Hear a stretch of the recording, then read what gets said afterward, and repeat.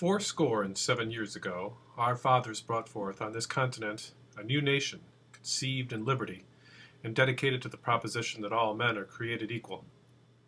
Now we are engaged in a great civil war, testing whether that nation, or any nation, so conceived and so dedicated, can long endure. We are met on a great battlefield of that war. We have come to dedicate a portion of that field as a final resting place for those who here gave their lives that that nation might live.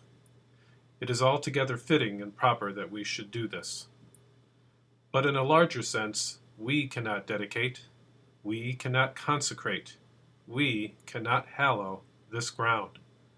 The brave men, living and dead, who struggled here have consecrated it far above our poor power to add or detract. The world will little note nor long remember what we say here, but it can never forget what they did here.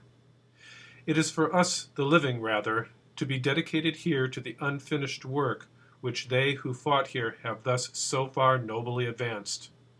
It is, rather, for us to be here dedicated to the great task remaining before us, that from these honored dead we take increased devotion to that cause for which they here gave the last full measure of devotion, that we here highly resolve that these dead shall not have died in vain, that this nation, under God, shall have a new birth of freedom, and that government of the people, by the people, for the people, shall not perish from the earth.